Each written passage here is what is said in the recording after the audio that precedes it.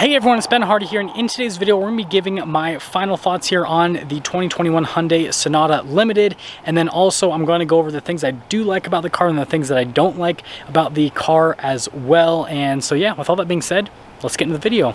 Okay, so let's start things off with the front end of the Sonata Limited. So first off, absolutely love this blue color. It is beautiful, as I said in my review. Now, this is not exactly a popular opinion, but this is just my personal opinion. I really like the LED accent light and how it goes into the chrome. I've heard mixed opinions. Some people love how it looks, some people don't. I think it looks good. And I think the headlight cluster in general looks really good. And then everything they've done with the front end, with the grille and all that, the integration with the sensor and the camera, all of that, I think they just did a really good job. So overall, from a front end perspective, I think it looks really good. Now, moving from the front here to the side with the tires and the wheels. Again, I think this is something that they've nailed. I think it looks great. The venting there on the front end also kind of adds to it as well. But yeah, I think they did a good job. This is kind of interesting here with these two like random body lines. Hyundai kind of does that. They just like throw in random body lines in the middle of body panels, and it always looks interesting. And then from a full side angle perspective, I mean, it's a pretty big car. Obviously, it looks pretty decent, but I mean, I wouldn't say it's necessarily my favorite. And I think it's mostly because of the back end.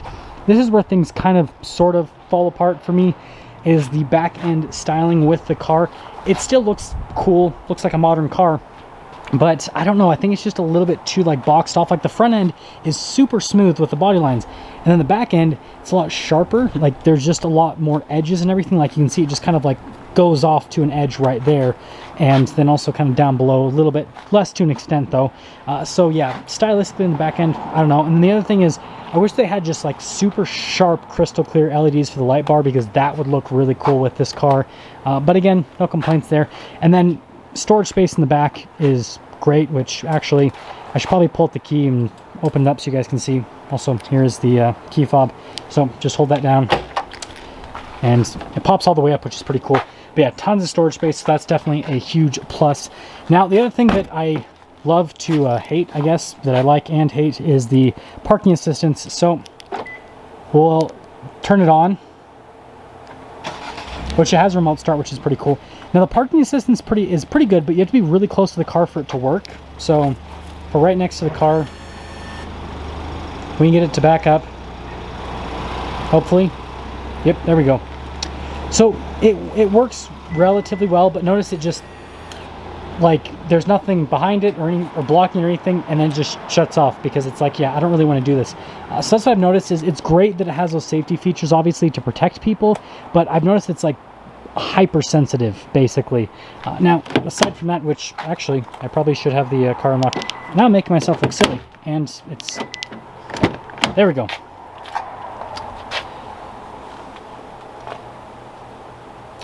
Now, popping here into the rear, the one thing I do want to mention is I really like the material use with the interior. You've got nice touch points all over, and then you guys can see with the seats, they look really nice, and then also tons of legroom. Like, look at this. And the headroom is also great. Like, one of the biggest sedans in terms of like room, I guess, in the back, and then venting, all that kind of stuff. But the biggest thing is tons of room back here. Love it. And then I love the feel of the seats and everything. Really comfortable place to be. But let's pop out, and coming to the front, same thing applies to the front door panel. I like the look, I like the design, I like how this goes into the door handle. I think that's pretty neat. Bose sound system, huge plus. It's got memory seats, that's another huge plus. And you can see the seats here at the front, really comfortable to sit in. They don't look the coolest, but they're very comfortable. And then the pedal layout, I don't know, it's okay. Now, this is kind of interesting. So it's cool they have these controls over here, but especially like the lane departure assistance, like when you're sitting here from a driver's perspective, you can't really like easily see it. And so it's kind of hard to access, I guess is what I'm trying to say. The other stuff, no complaints there. Now, starting her up, the steering wheel. Now, this is another thing that's a little bit controversial. Some people love how it looks, some people hate it. I think it looks cool because it's unique, but that's just, again, my personal opinion, which we're actually going to throw that off so that we have some good audio today. But also, on the steering wheel, we've got the steering assistance, works great. It's not a perfect system, but I mean, considering the price point of the car and everything, I think it's really good overall. I like the feeling of the paddles, the steering wheel material, that is all great. All the controls really easy and accessible, so that's all great. Yeah, gauge cluster, I think this is another huge plus. It looks great. And then also with the drive modes, I love the look of the drive modes when you go through them. I think that is another huge plus here with the Sonata. So yeah. Now coming out of the infotainment system, which we'll scroll over here, touch response time is really good, and you can see just like this general screen looks great. Has Android Auto, has Apple CarPlay, functions great. And then, oh, it's because, well, I have the door open, but let's close it. So anyways, camera system is another huge plus. It works fantastic, and yeah, just visibility on it is great. There's totally a bug in here that's like eating my leg, and I guess I will have to deal with it for you guys. But yeah, great from a camera system perspective, and the infotainment system is great as well. And then you guys can see here, the whole climate control system is great. It's got heated and ventilated seats, which is nice, kind of like a luxury car feature. And then this whole charging station is great, huge plus. Wireless charger is really easy to use. The gear selector system, I have no complaints there. I think it's really easy to use. And then all the controls here. So no complaints there. Great center console, tons of storage space. Same thing with the glove box. And also here, with the leather on the dash, I think that is also great as well. And then it's got a full panoramic sunroof, which is a nice feature. So I guess that is another huge plus. And then the controls for it. And also that fly right there, most annoying thing on the planet. But let's pick out the window sticker. This is another huge plus, is the pricing. So the total sticker price is $34,980, which I think is very reasonable for this car. But there is one downside with this car, and is the last downside, then we'll pretty much sum things up for today's video, and that is the fact that it is front wheel drive, which I guess I'll pop the hood to go over this because, well, engine stuff. Anyways, so we've got this 1.6 liter turbo 4-cylinder, has 180 horsepower and 195 pound-feet of torque, and again, front wheel drive, 8-speed automatic transmission.